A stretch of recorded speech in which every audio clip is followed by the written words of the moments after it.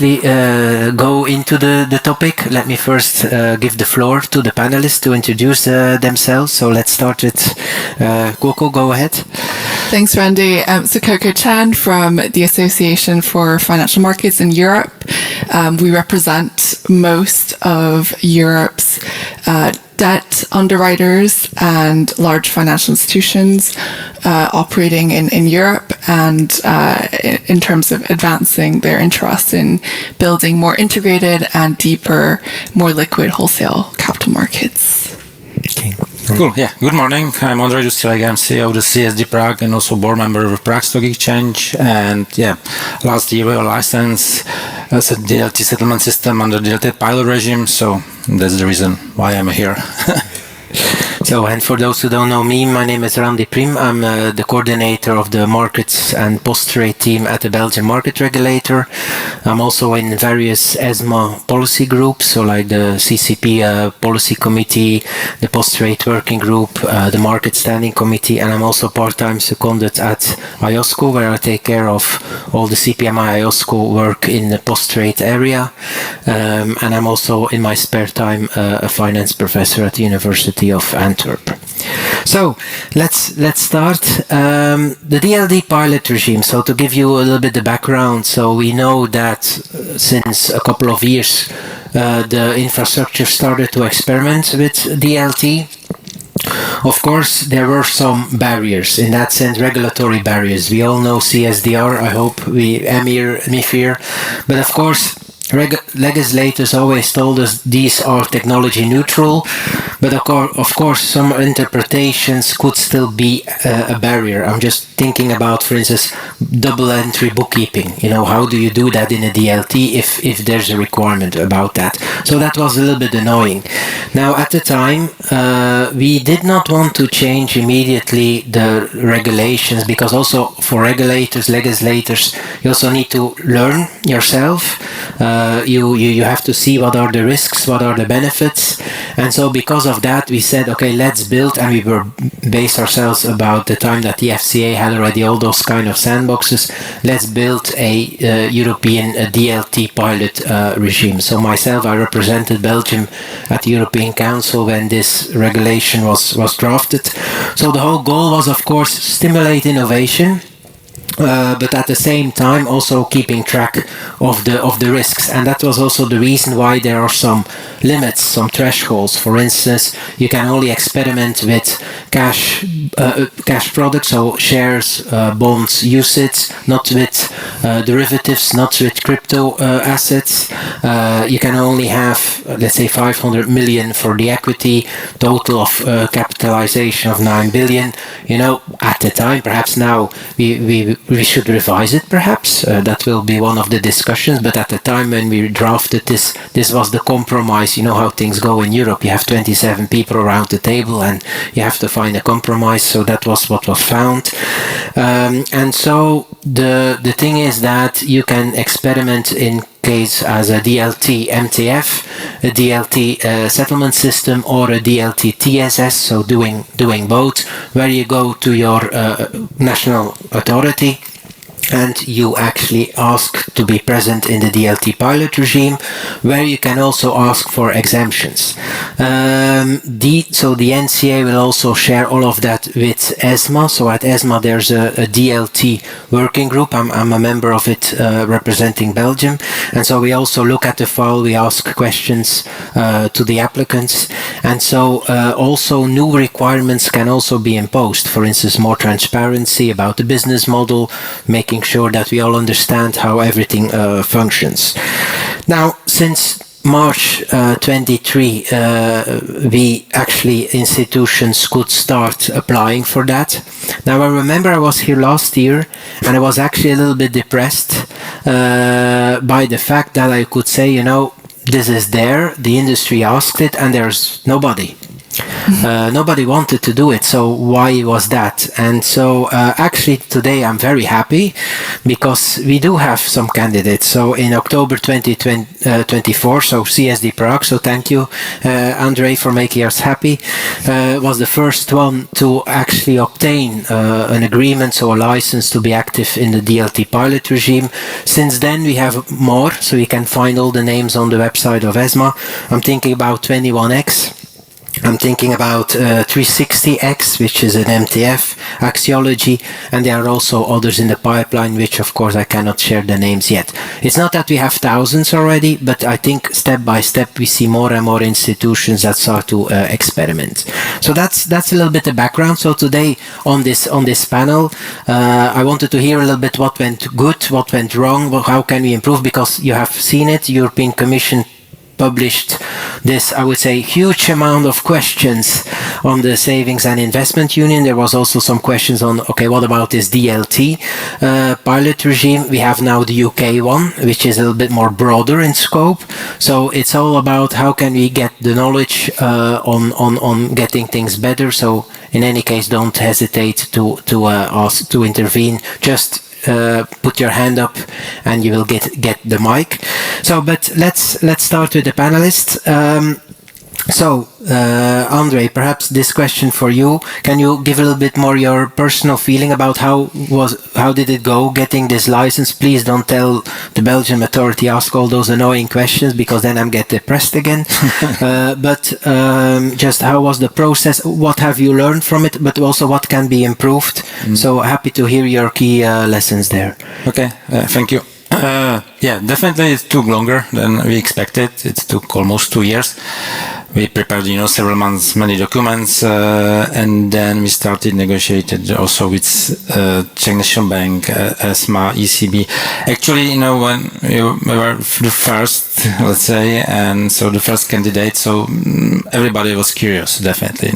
I've got several meetings and presentations with ECB, ESMA, and national competent authorities, and also many, let's say, questions from different national competent authorities around Europe, and also there were also working group of DLT under ESMA and all these groups. So it took time, but on the other hand, I understand that as we were the first, so everybody was interested. So maybe I would say that's the reason why it took several months. The process definitely it's not 3 months as expected. Let's say if you read the regulation, but otherwise it was finally smooth and no big issues. Yeah. Okay. Just to say, it's not because you were the first that we were so picky. All the others we were picky as well. Okay.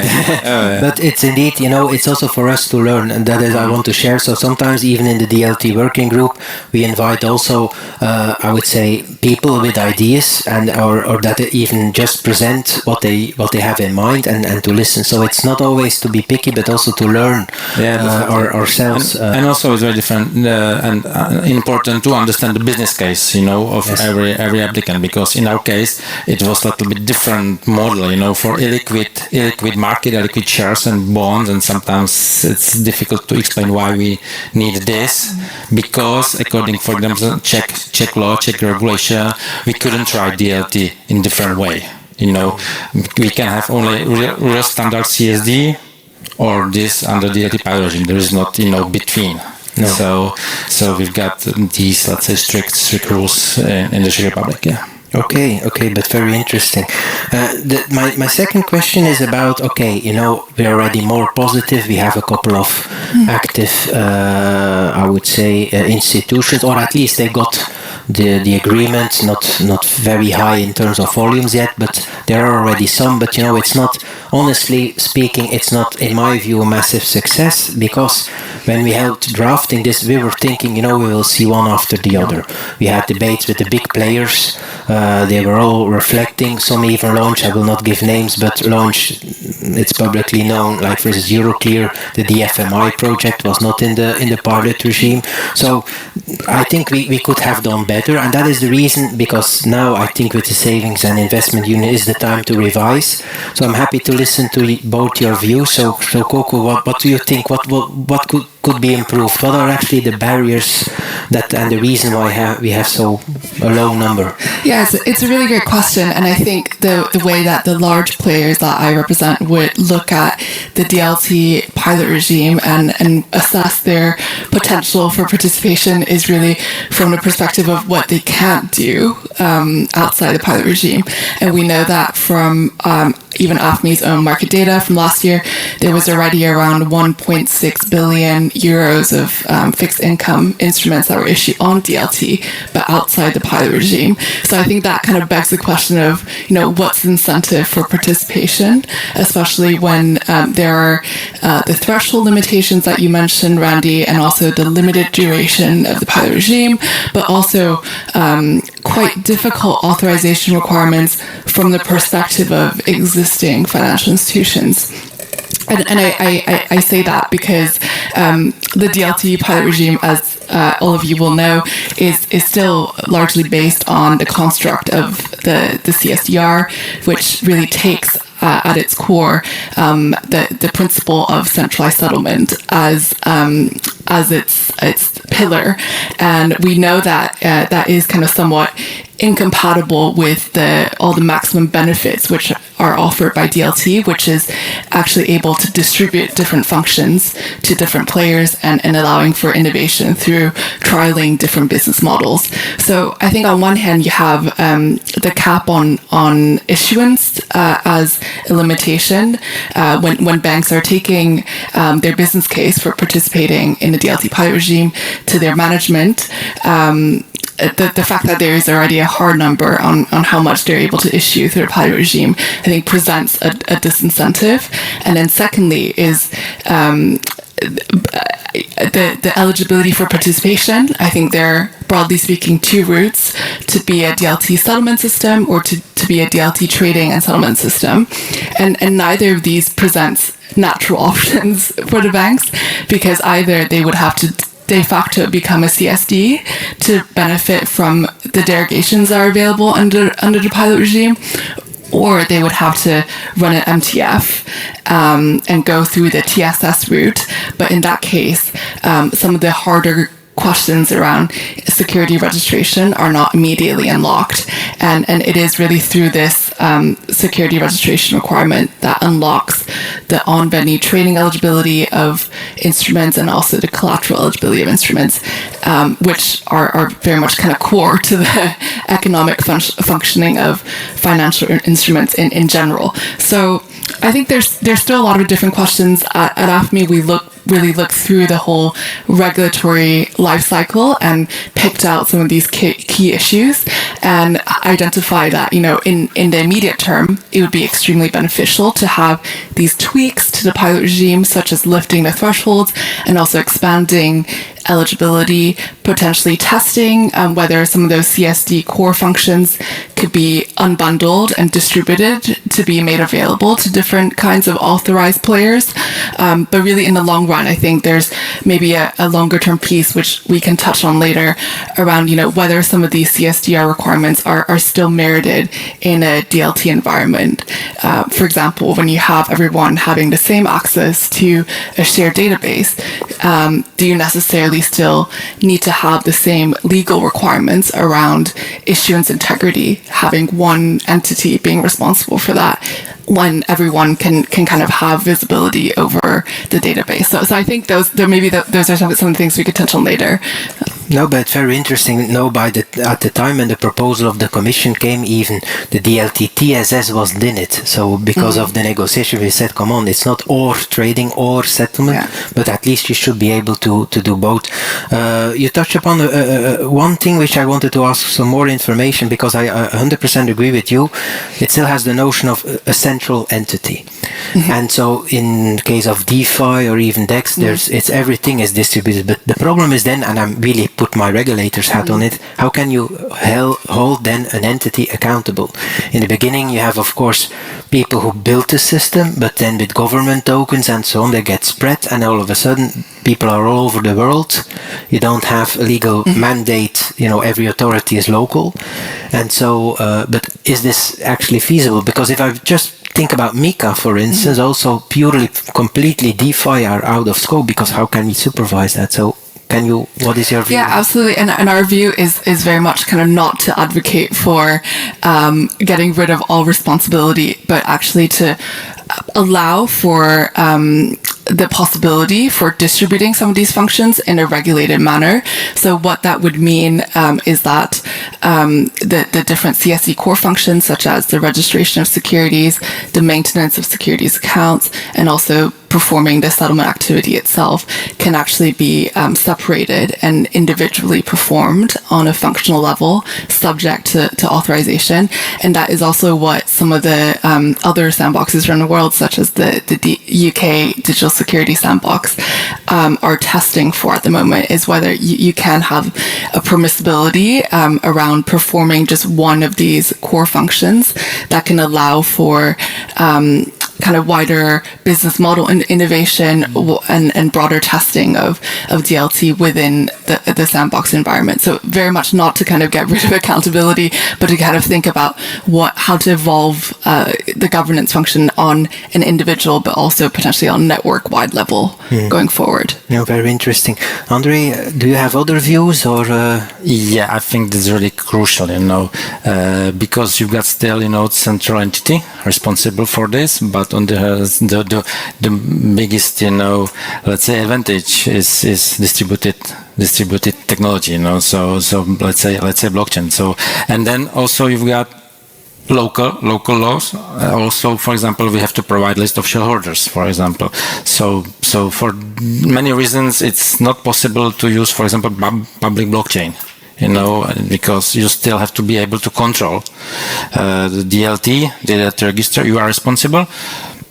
It's a great, opportunity that participants of this DLT nodes, and it can be crowdfunding platforms, small investment firms that for them it's impossible to be a direct participant of standard CSD under CSDR regulation, and they can open, accounts directly in their cloud or on their servers, but still we as an entity, we have to be responsible, so we have to know in every time what's opened and how it looks like, so we got something like a real-time copy of this DLT, because they've got own nodes, they've got own accounts, so it's really distributed, but still we have to be able to react and to be able, also in the case that node would fail, we cannot say that, some shares were lost. So it's impossible, So it's not like a Bitcoin, and you can say 30% of Bitcoins I finally lost on, but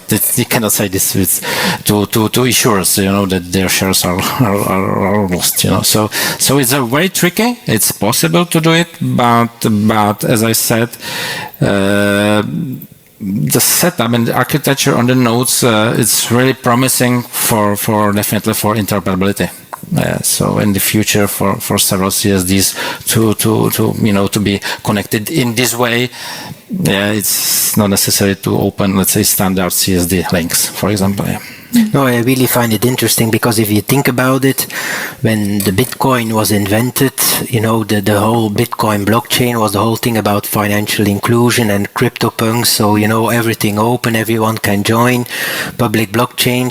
But indeed, it's the thing you cannot control. What about the integrity of the issue? So we see also indeed more and more that everyone starts using Hyperledger or Corda, so really the private blockchains.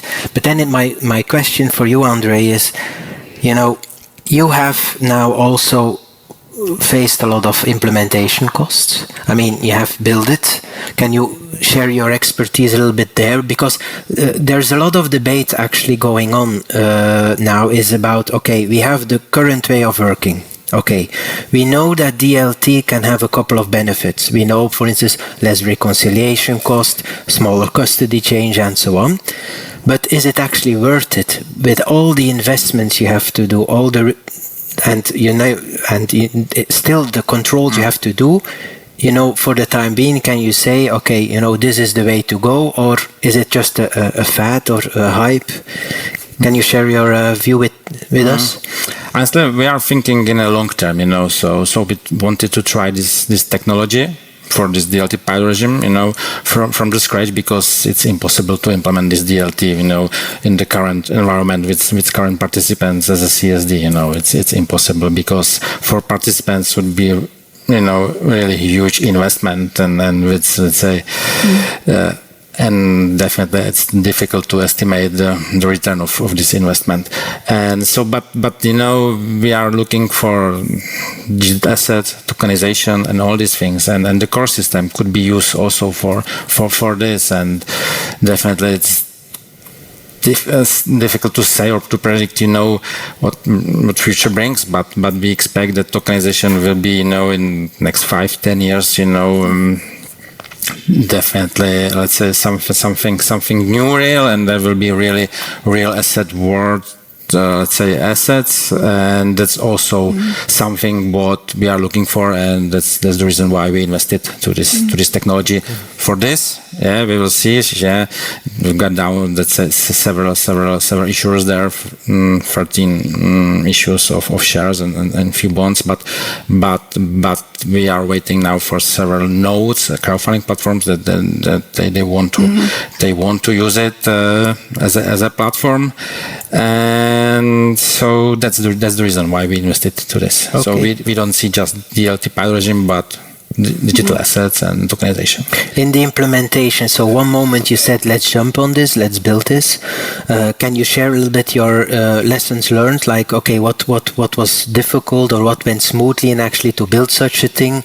What are the new kind of operational risks perhaps you saw, and how did you mitigate them? Well, currently, I think the biggest issue is that case settlement is, I would say, bottleneck, because you don't have, central big money on chain, so we don't have, CBDC and in euro, and also definitely not in Czech crown, and so we are still, okay, we've got instant payments with commercial banks, so it works.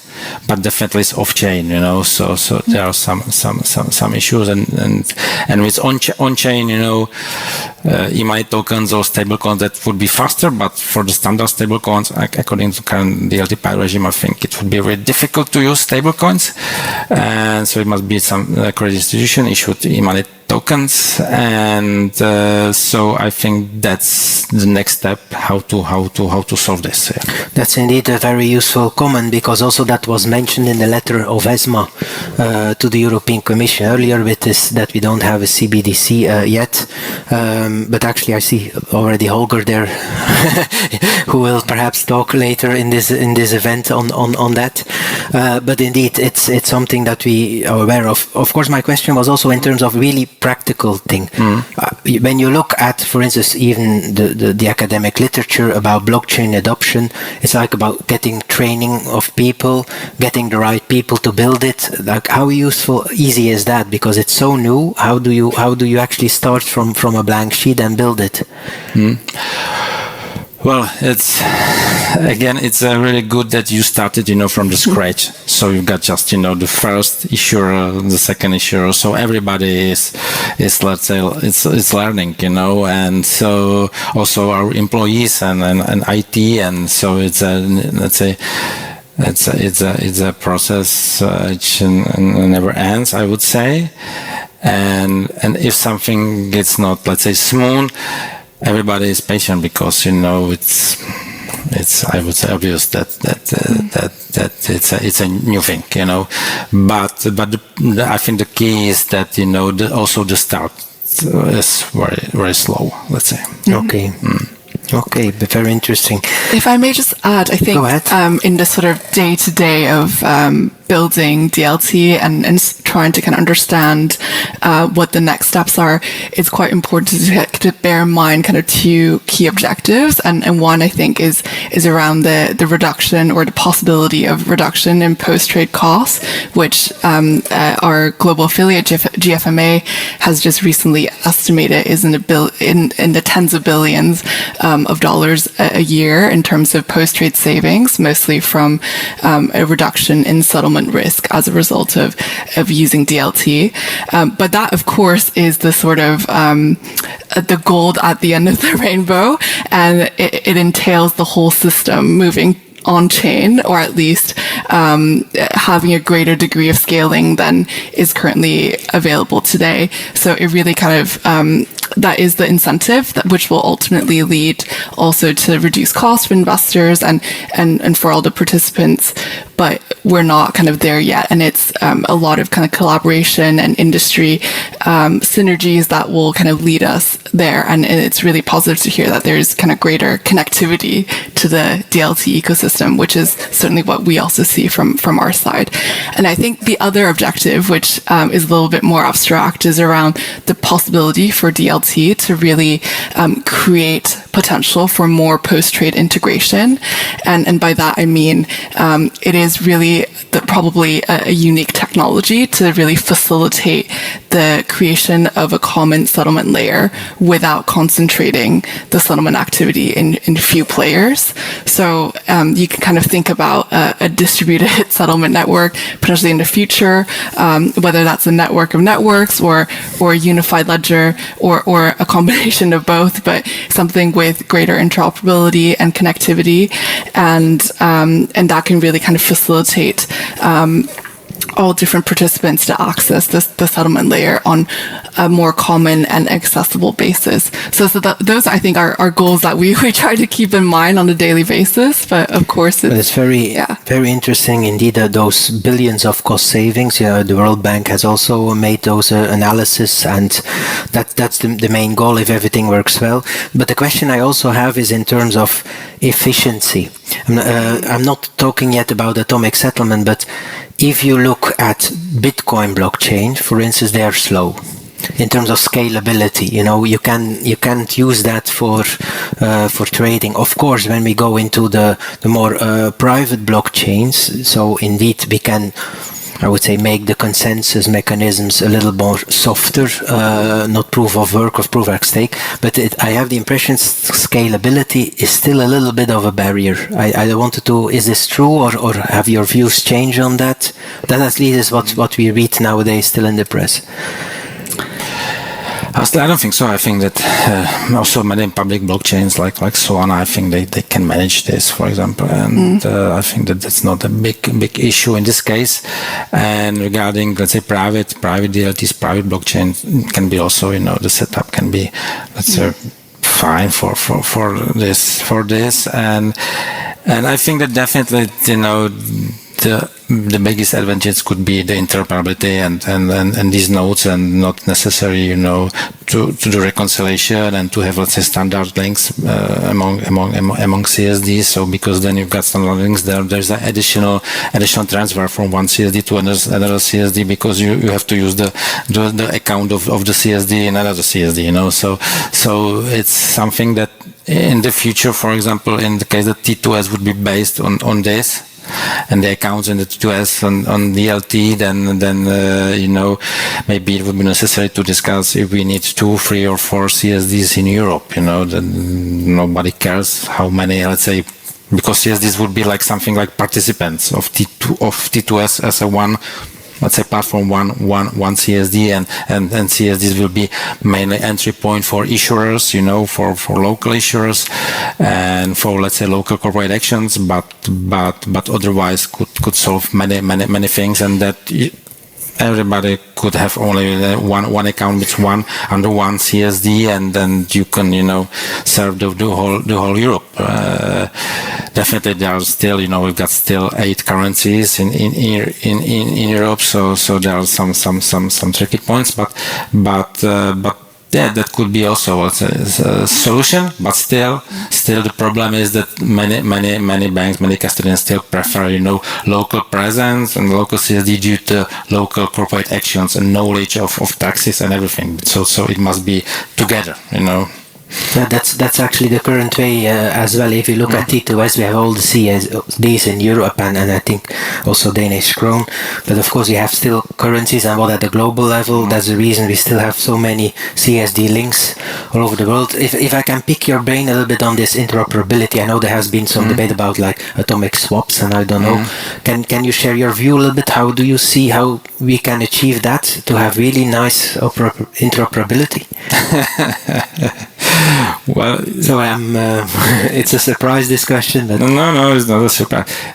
This can be, just to change the core system, So let's say really to do the CSD participants or CSDs would be really like a nodes, of the DLT system. If it would be under T2S. I think it makes sense, and in this case, interoperability could be achieved by this way. Definitely, at least for Euro. Okay. Under the assumption indeed that everything works well and that and there's a lot of panels also on this event on T+1. At the level of ESMA, I also helped writing this consultation paper on T+1, and so we also even asked, could we already go to T+0? And then after consulting the market, we all said, okay, it's still too early. Let's not go there. T+1 will be already quite challenging. But what is your view on that? If we would all have this blockchain, do you think that even atomic settlement T+0 would be an option, or do you think no? It's also the buy side, and they should also all be connected, and that goes way too far. So, I want to hear your view a little bit about that. T+0 or atomic settlement did change everything. Everything would change. Just imagine standard cash market and with netting and market makers and CCPs. Would we need really CCPs in this case, for example? I don't think so. CCPs would be just for derivative market, because otherwise it doesn't make sense to have CCPs. Why? If you get atomic settlement, and the multilateral netting then. Otherwise, you have a lot of liquidity. Yeah, exactly. Netting and all these things, and that's the reason why it was done by this way. CSDs can settle immediately. T+0 or in just few seconds. That's not a big issue, but the demand was, for market makers and all these things, to net everything. So I don't think so that you could change the whole concept. I think it's not about DLT, but it's the concept of how it works today. Absolutely. I think it would entail a pretty seismic transformation, and definitely not one that can be executed overnight. And I don't think there's an industry consensus yet on a move to T+0, but it's also very much dependent on the asset class, on the participants, on the needs of investors, issuers, etc., and also on the kind of cross-border nature of a market as well. If you have that kind of moving to T+1, as it entails a lot of coordination, and so would moving to T+0 if and when the time comes. Okay, that's good. Conscious of time, let me ask one more question and then open in any case for the audience. You have touched upon, Coco, very briefly about the UK digital sandbox, so indeed it's a little bit more open. Also, it doesn't specify DLT as such. Can you share your views a little bit? If you look at the UK one, are there things that we can take in Europe also that you say, okay, that would be nice to also have it, or?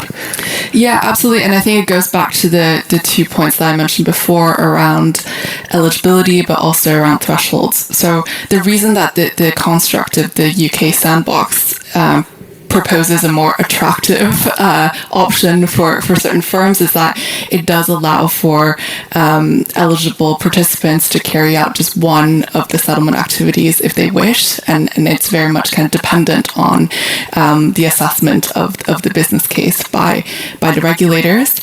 And then the second sort of aspect of it, which makes it very attractive, is around the thresholds, where there are certain caps on transaction thresholds at go live, but those are incrementally lifted and increased over the course of participations as authorities become a bit more comfortable with the use of this technology. So there's more flexibility when it comes to that's true. But when I read at the time even the consultation, my reaction was okay, but you don't really have clear visibility. I don't know, you have to pass all those gates.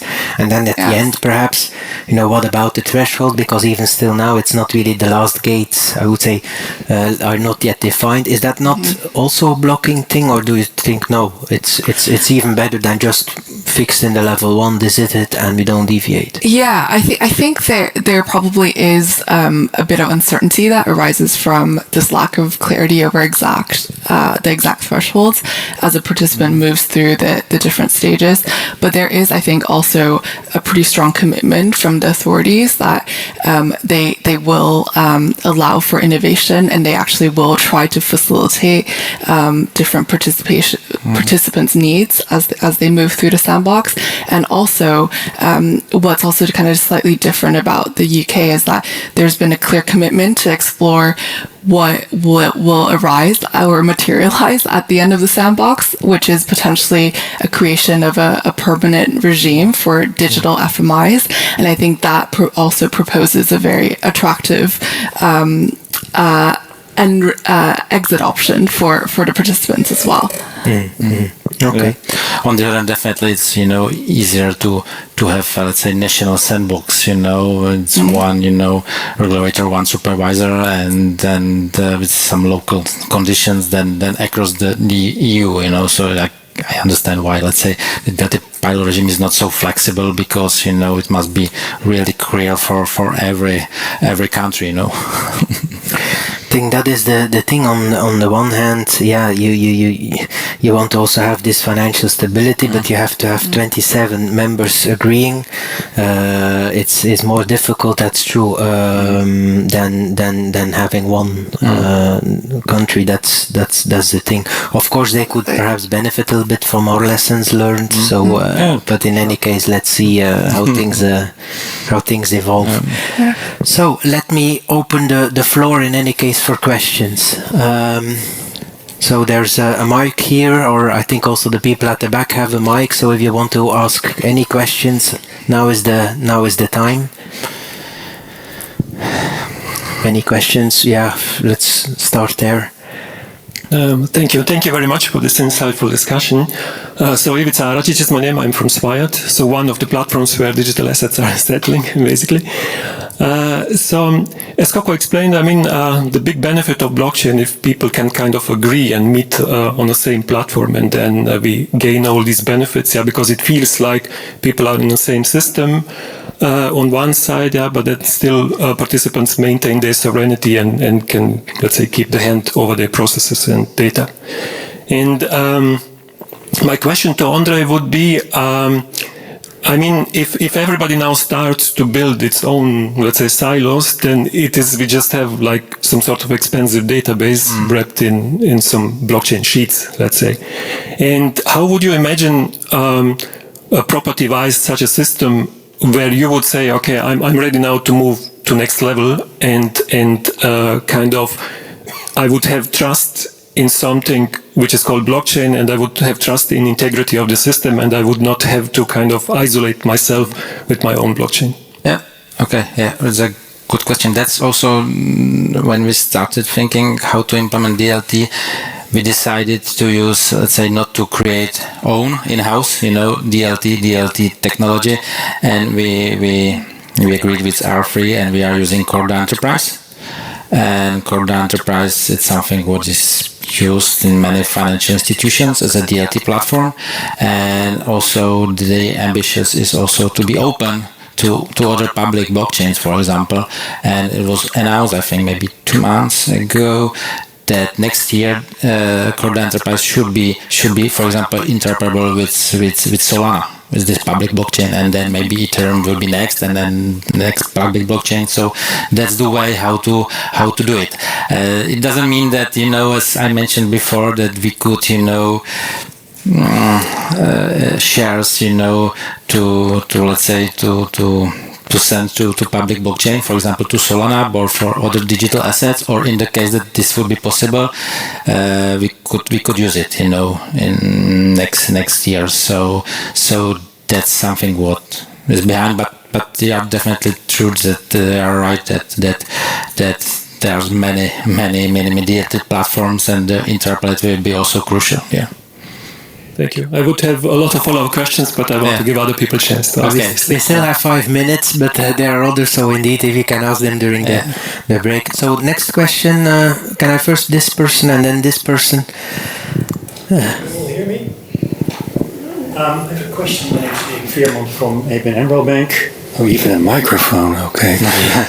If you look to the future, what kind of changes are expected with regard to the DLT pilot regime to make it more attractive or to make it more appealing?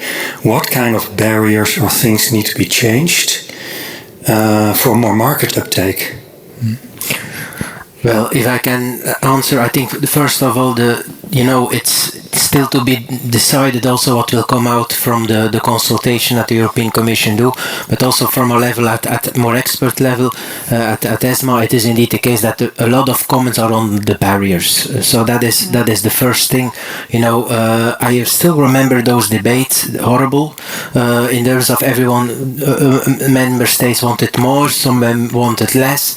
At the time, even we were speaking with my Belgian hat on getting the UCITS already in it, because before that also UCITS were not in it.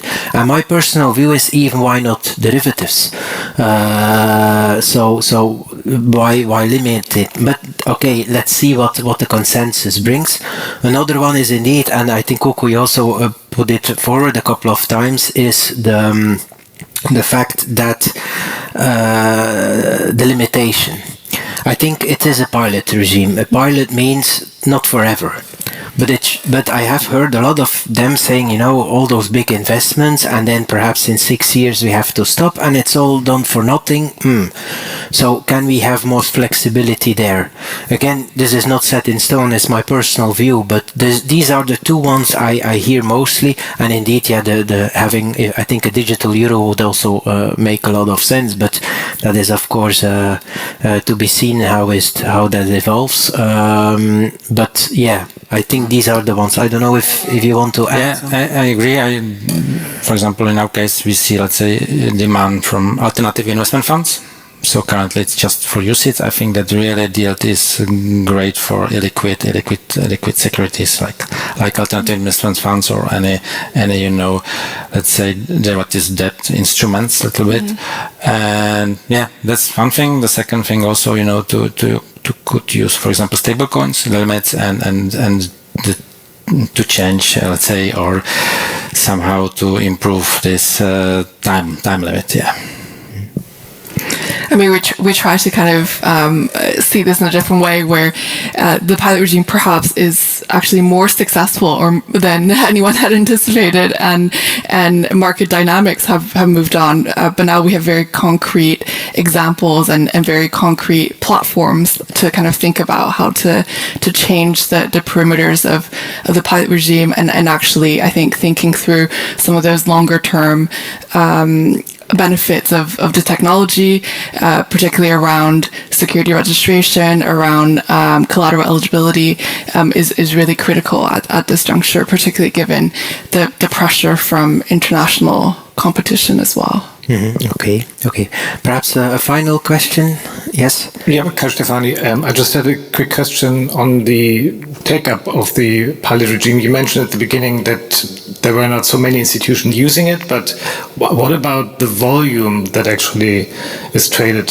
Because, I mean, you mentioned you use it a lot for interoperability of players, but for those assets that have been actually tokenized, what's your experience on the uptake of investors actually using it also, and market liquidity? I've seen cases where, on some cases, and actually in Germany the trading is very low, and it's traded in other markets like China, Korea, etc. And it's much. So, what's your view? I agree. In our case, it's not about market liquidity. That's also the reason why we ask only for DLT settlement system license. Currently, we firstly, to create the market, and then we can start, to create liquidity, and then to add, for example, MTF markets, So that's how we started, because we tried to use it for, as I said, illiquid instruments, So yeah. No, I think you're absolutely right. Also, the ones we have seen, they got already the agreement, but it's not that they have massive volumes yet.